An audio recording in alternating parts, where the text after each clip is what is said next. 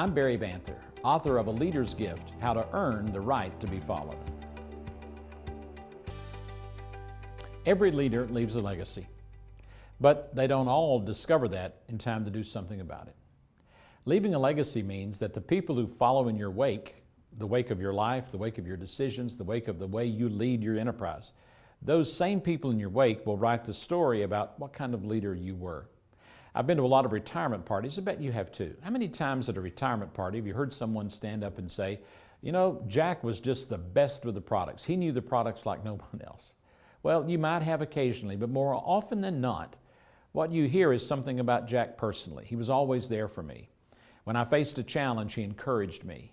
When I thought I was going to give up, he talked me out of it.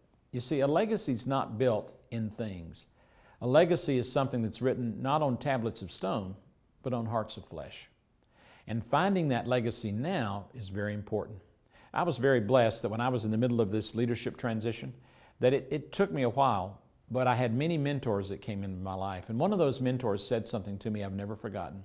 While I was lamenting over the way I led and managed earlier in my life, he looked at me and said, Barry, you can't do anything about the past, but you can do something about the future. So make this your goal, Barry. Make it your goal to end well. And that's really part of my motivation for writing A Leader's Gift, to make certain that despite how I started, I'm going to end well. Now, how about you?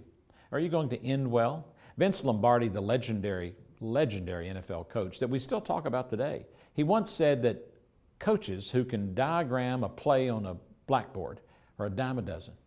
He said the ones that really matter are the ones who can get inside their players and motivate them. And notice, Coach Lombardi didn't say that you motivate them from the outside, you get inside them.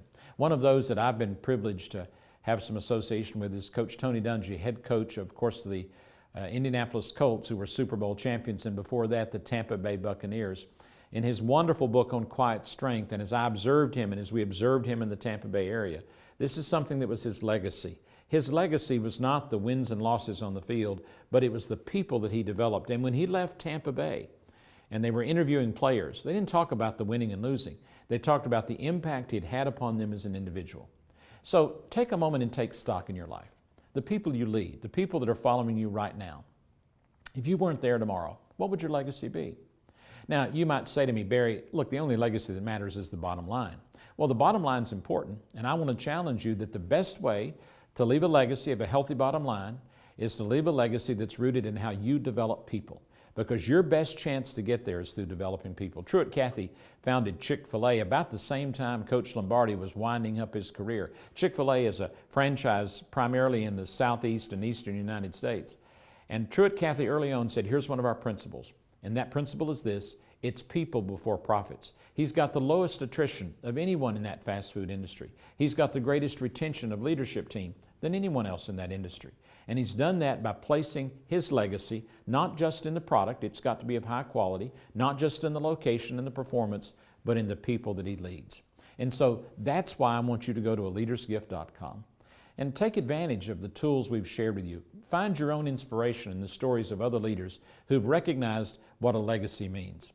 At the end of every day, we have to ask ourselves, what's this day meant? Have I just spent this day, or have I invested this day? As you invest in people, as you practice these gifts, you're building a legacy that will last long beyond you. It's a legacy that will be emulated by the people that follow you. And when you do that, then you genuinely have earned the right to be called a lasting